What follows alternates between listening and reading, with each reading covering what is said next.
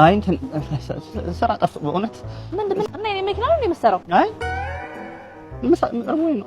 ልትሰርቀኝ ሞከርክ? ኧረ እግሩ በቃ ራበኝና ትንሽ ምን ይቅርታ ወጣት አይደል እንዴ አንተ?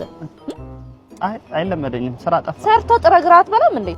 ይቅርታ ወጣት ነው አይደል? ልሂድ። የት ነው የምትሄደው? ቆይ ስራ ምናምን ትሞካከራለህ እንዴ?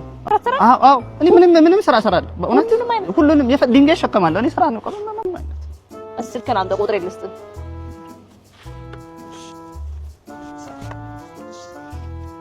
ጭራሽ አይፎን ይዘህ ነው የምትሰርቀው? ባለፈው የሰራው ቁጥሬ ልጻፍላ።